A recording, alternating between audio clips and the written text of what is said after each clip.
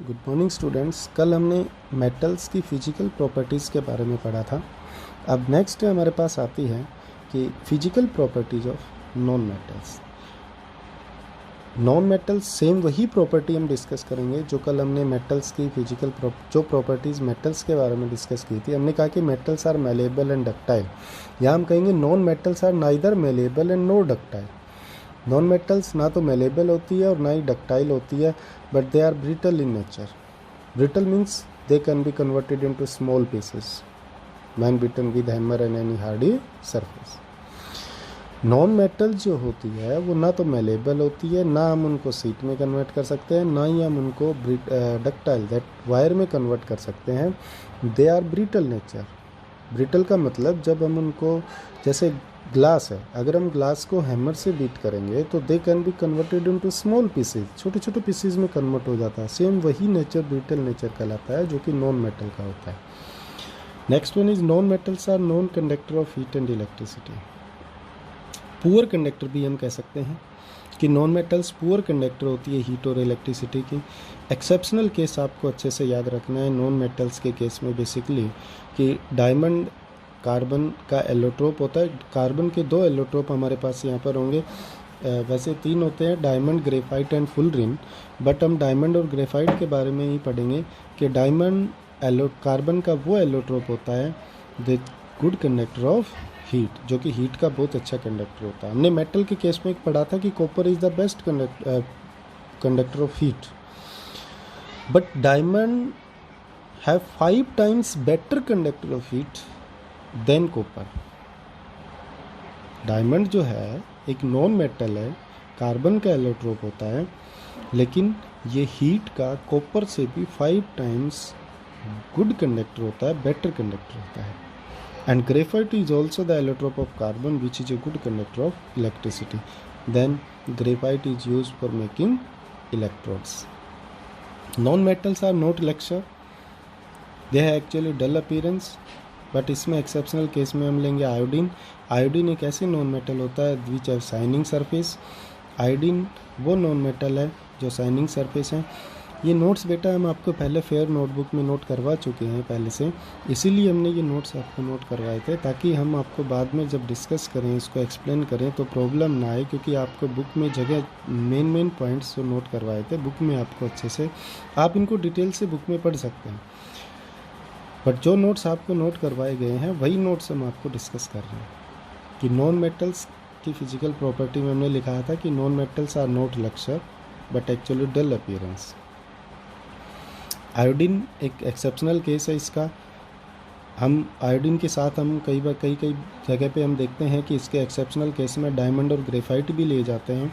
Iodine, diamond and graphite, diamond and graphite और also have shining nature, वो भी shining nature के होते हैं, बट हम आयोडीन ही बेटर एक्सेप्शनल मानते हैं lustre surface of non metal में, कि iodine is a non metal which has shining surface.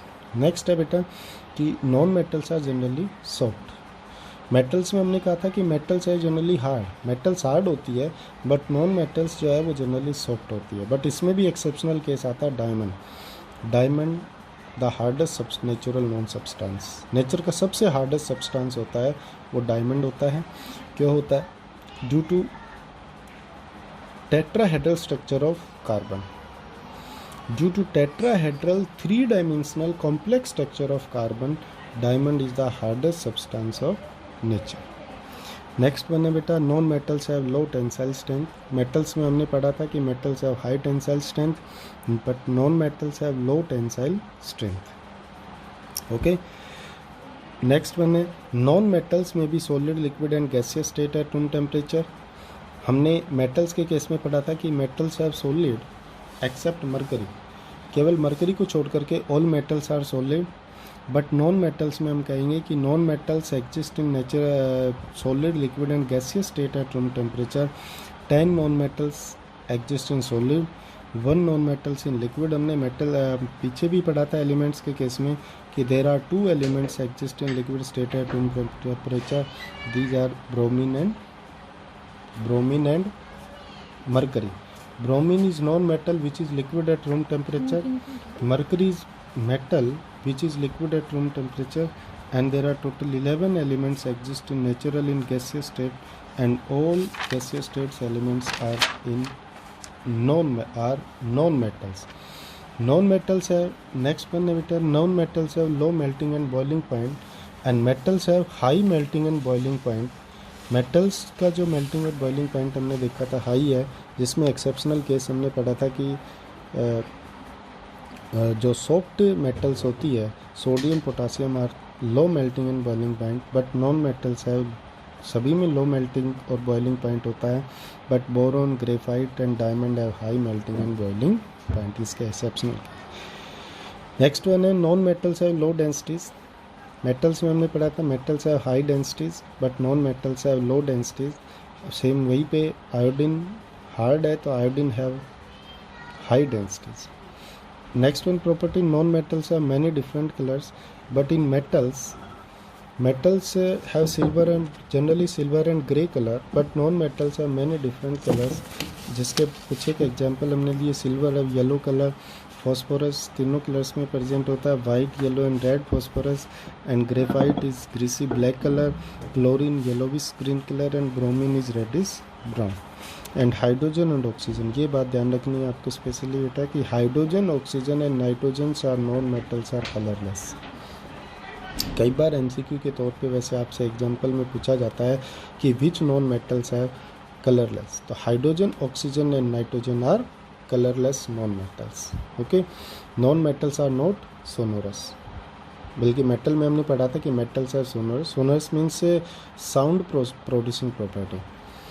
Okay, metals जो है वो सोनोरस होती है, साउंड प्रोड्यूसिंग प्रॉपर्टी होती है मेटल्स में, but non metals are not sonorous. तो ये प्रॉपर्टीज़, फिजिकल प्रॉपर्टी हमारे पास थी मेटल्स की। जब हम मेटल्स की नॉन मेटल्स की फिजिकल प्रॉपर्टी जो हमने एक्सप्लेन की कल, तो सेम वही प्रॉपर्टीज़ हमारे पास नॉन मेटल्स में है। अगर हम मेटल्स की फिजिकल प्रॉपर्टी को अच्छे से एक्सप्लेन कर लेते हैं तो नॉन मेटल की फिजिकल प्रॉपर्टी भी अच्छे से क्लियर हो जाएंगी, क्योंकि just almost property are opposite, but exceptional इसमें हमें बहुत ही अच्छे से ध्यान रखना है।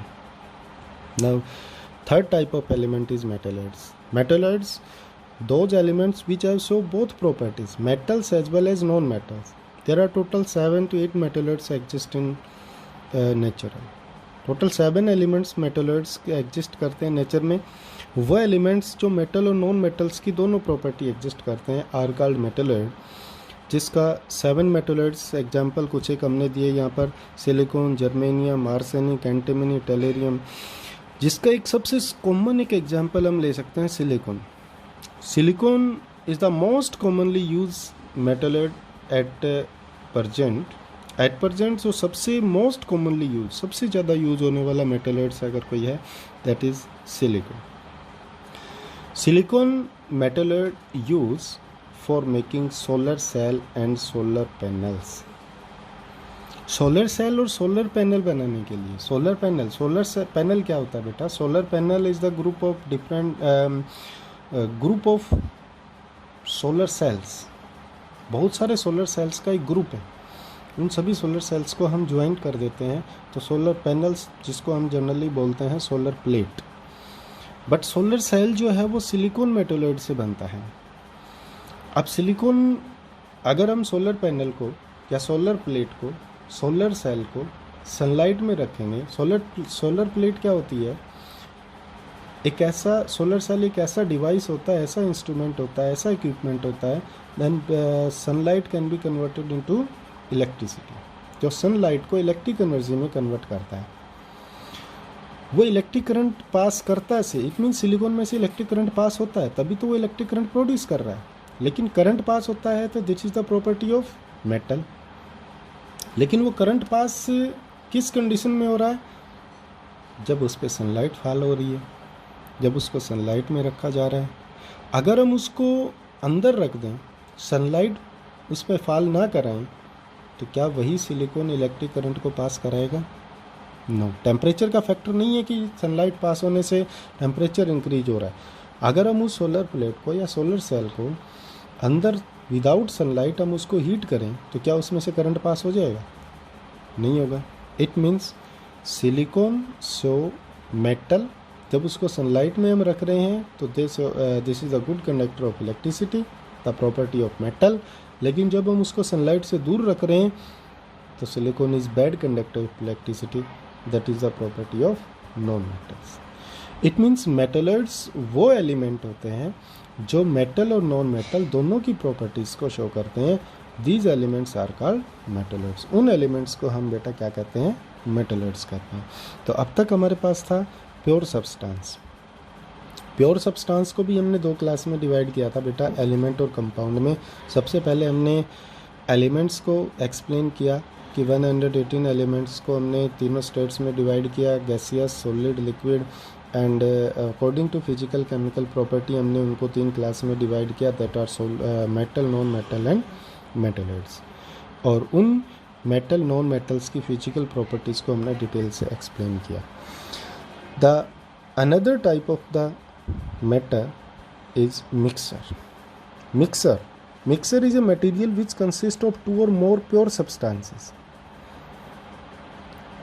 देखो एक कॉमन वर्ड है मिक्सर, किसी भी चीज़ को मिक्स करते हैं हम, कोई भी चीज़ मिक्स की जाती है, दैट आर मिक्सर। तो मटेरियल वो मटेरियल विच कंसिस्ट ऑफ 2 और मोर प्योर सब्सटेंस, जिसमें 2 या 2 से ज़्यादा प्योर सब्सटेंस एग्जिस्ट करते हैं, which are not chemically combined. But ये ध्यान रखें कि these pure substance are not chemically combined, they are only physically mix in any proportion. केवल फिजिकली मिक्स होते हैं। अगर हमने शुगर में सैंड मिक्स किया तो sand and sugar does not react to each other, they does not form any another compound.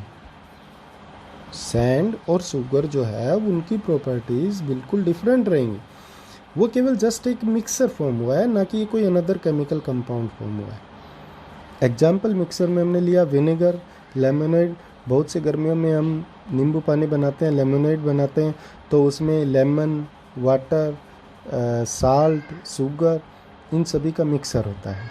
Vinegar mixer होता है, acetic acid and water. Blood में भी बहुत सी चीज़ें मिक्स होती है, बटर में भी mixer, face cream, milk, all are mixers. Mixer बहुत से एग्जाम्पल हम ले सकते हैं अपने डेली लाइफ में, हमारे सराउंडिंग में बहुत से एग्जाम्पल मिक्सर के होते हैं। Mixers are of 2 types of mixer. Mixer 2 type के होते हैं बेटा, homogeneous mixer and heterogeneous. Homogeneous नाम से ही क्लियर हो रहा है, होमोजीनियस, होमो का मतलब सब एक है। होमोजीनियस मिक्सर वो मिक्सर होते हैं, they are completely mixed, they have uniformly mixed, there are no separation boundaries, are called homogeneous mixer। Homogeneous और हेटरोजीनियस के डिफरेंस की बात आए या उसकी प्रॉपर्टीज़ एक्सप्लेन करने की बात आए तो सबसे कॉमन एग्जांपल हमें लेना बेटा, एक बात ध्यान रखनी, होमोजीनियस मीन्स एग्जांपल में याद रखिए sugar and salt solution with water, and heterogeneous में सबसे सिंपल कॉमन एग्जांपल हमें याद रखना है कि सैंड मिक्स विद वाटर। जब हम इन दोनों एग्जांपल्स को अच्छे से क्लियर कर लेंगे, शुगर मिक्स विद वाटर, जब शुगर को हम वाटर में डिजोल्व कर लेते हैं तो क्या उसमें शुगर पार्टिकल दिखाई देते हैं? नहीं दिखाई देते। Sugar particles are completely mixed in water, वो कम्प्लीटली मिक्स हो जाते हैं, थ्रोली मिक्स हो जाते हैं, यूनिफॉर्मली मिक्स हो जाते हैं। यूनिफॉर्मली मिक्स का मतलब होता है कि अगर हमने शुगर वाटर में मिक्स किया तो हम उस वाटर सॉल्यूशन में ऊपर से सैंपल लें, चाहे बीच से लें चाहे नीचे से लें, these sugar particles are uniformly mix, पूरे वाटर में मिक्स है इक्वल अमाउंट में। ऐसा नहीं है कि शुगर नीचे शुगर पार्टिकल ज़्यादा मिक्सअप हो रखे हैं, ऊपर शुगर पार्टिकल्स कम हैं, they are uniformly mix. The mixer is said to be homogeneous if all the components of the mixer are uniformly mixed and there are no separation boundaries between them। Separation boundaries का मतलब जो particle हमने solute हमने solvent में mix किया है, these particles are not seen with naked eyes। क्या sugar और साल्ट मॉलिक्यूल हमें नेक्ड आई से दिखाई देते हैं? नहीं देते। It means there are no separation boundaries between them. तो solution of sugar in water, salt solution, mixture of 2 miscible liquid. Miscible यहाँ पर बार बार 2 एग्जाम्पल आएंगे बेटा, मिसिबल और इमिसिबल। मिसिबल मीन्स जो कम्प्लीटली मिक्स हो जाते हैं और इमिसिबल जो मिक्स नहीं होते। ओके, जैसे शुगर और salt, 2 and more miscible liquids. हम मिल्क में वाटर मिक्स करें, they are milk and water, they are miscible liquids. अगर हम वाटर मिक्स करेंगे तो उस मिल्क में क्या वाटर मॉलिक्यूल्स हमें दिखाई देंगे? नहीं देंगे। It means miscible liquids. और इमिसिबल का मैं अगर एग्जांपल एक्सप्लेन करें तो कॉमन सा बात है बेटा, वाटर एंड ऑयल। अगर हम वाटर और ऑयल को चाहे कितना भी मिक्स कर लें, लेकिन दे आर सेपरेटेड, वो सेपरेट ही रहेंगे, ऑयल और वाटर का भी मिक्स नहीं है। Air homogeneous mixture, soft drink में बहुत से सब्सटेंस मिक्स होते हैं, CO2 कार्बन डाइऑक्साइड गैस होती है, vinegar and alloy are homogeneous mixture. All homogeneous mixtures are called solution. सभी होमोजेनियस मिक्सचर्स को हम सॉल्यूशन कहते हैं। And homogeneous mixture consist of only one phase. One phase का मतलब होता है कि पार्टिकल्स इस तरह से मिक्स हो जाते हैं, सॉल्यूट पार्टिकल इस तरह से सॉल्वेंट में मिक्स हो जाते हैं कि they can not be seen with naked eyes, वो नेक्ड आइज से दिखाई नहीं देते। तो होमोजेनियस मिक्सचर क्लियर हुआ कि particles are thoroughly mix, uniformly mix, can not be seen with naked eyes, there are no separation boundaries. बहुत ही कॉमन सा एग्जांपल हमें देखना बेटा होमोजेनियस में कि sugar and salt mix with water. जो प्रॉपर्टी जो आपको शुगर और साल्ट के वाटर में मिक्स करने पर दिखाई देती है, सेम वही बातें, वही प्रॉपर्टीज, वही पॉइंट्स हमारे होमोजेनियस मिक्सर के होते हैं। After that heterogeneous mixture. Heterogeneous mixture देखिए, a mixture is said to be heterogeneous if all the components of the mixer are not thoroughly mixed। वहाँ हमने कहा था कि all the components are thoroughly mixed, uniformly mixed, but in heterogeneous mixer all components are not thoroughly and uniformly mixed and there are visible separation boundaries। इनमें separation boundaries visible होती है, but in homogeneous mixer there are no visible separation boundaries। Example, mixture of sugar and sand, gun powder, mixture of 2 immiscible. हमने कहा था वहाँ 2 miscible liquids का example हमने लिया था, यहाँ पर हमने कहा है mixture of 2 immiscible liquids. Okay, immiscible liquid means जो लिक्विड्स कम्प्लीटली मिक्स कभी नहीं होते, जिसका एक बहुत ही कॉमन एग्जांपल हमने एग्जांपल लिया था बेटा, oil and water. Properties of mixture, A mixer में भी होमोजीनियस और हेटेरोजीनियस। मिक्सर होमोजीनियस भी हो सकता है, हेटेरोजीनियस भी हो सकता है। And the composition of mixer is variable. Mixer का कंपोजिशन वेरिएबल होता है, कंपाउंड की तरह फिक्स नहीं होता। अगर हम 100 मिलीलीटर वाटर में 10 ग्राम शुगर मिक्स करेंगे तो वो भी मिक्सर बना, अगर हम वहाँ पर 20 ग्राम शुगर मिक्स करें तो वो भी मिक्सर बना, और हम 2 ग्राम शुगर मिक्स करें तो वो भी मिक्सर है। A mixture does not have definite melting and boiling point. Mixture अगर उसका कंपोजिशन वेरिएबल नहीं है तो उसका मेल्टिंग और बॉइलिंग पॉइंट भी डेफिनेट नहीं होता, क्योंकि मेल्टिंग और boiling point very on the composition. अगर हमने 100 मिलीलीटर वाटर में 2 ग्राम शुगर मिक्स किया है तो उसका मेल्टिंग बॉइलिंग पॉइंट डिफरेंट होगा। बॉइलिंग पॉइंट अगर हम उस 2 ग्राम की बजाय 20 ग्राम शुगर मिक्स करेंगे तो उसका बॉइलिंग पॉइंट ज़्यादा होगा। कॉमन सी बात है, क्योंकि जब मिक्सर का कंपोजिशन फिक्स नहीं है तो उसका मेल्टिंग और बॉइलिंग पॉइंट भी फिक्स नहीं होगा। Energy is neither absorb and no revolve during the formation of mixer. जब हम मिक्सर का फॉर्मेशन करते हैं बेटा तो ना तो एनर्जी इवॉल्व होती है और ना ही एनर्जी रिलीज होती है। And the properties of mixer are the property of its constituent. Mixer की प्रॉपर्टी उसके कॉन्स्टिट्यूएंट की प्रॉपर्टी से सेम होती है। हमने मिक्सर फॉर्म किया शुगर एंड सैंड का, तो क्या शुगर की प्रॉपर्टी चेंज होगी? सेम रहेगी। क्या सैंड की प्रॉपर्टी सेम डिफरेंट होगी? वो भी वही रहेगी। जो प्रॉपर्टी सैंड की पहले थी वही प्रॉपर्टी सैंड की रहेगी, और जो प्रॉपर्टी शुगर की थी वही प्रॉपर्टी शुगर की रहेगी। तो sugar and sand these are the constituent of the mixer and the property of mixer are same as its constituent but not different. And the constituent of mixer can be separated by simple physical method. कि mixer के अंदर जो भी constituent mix होते हैं उनको हम simple physical method से सेपरेट कर सकते हैं। बहुत ही सिंपल सी बात है, शुगर एंड सैंड है। अगर हम उस मिक्सर को सेपरेट करना है तो सबसे पहले हम क्या करेंगे, शुगर एंड सैंड के मिक्सर को वाटर में डिजोल्व करेंगे। हमें पता है water sugar is soluble in water but sand does not soluble. Mix sugar soluble हो जाएगी, तो फिर after that after the form dissolve in water they are filtrate के रूप में हमें क्या मिलेगी, सैंड मिलेगी। शुगर वाटर में डिजोल्व होकर चली जाएगी। They can be separated and due to evaporation sugar can be obtained. Okay, crystallization and evaporation. It means simple physical methods. The component of mixture can be separated. Okay.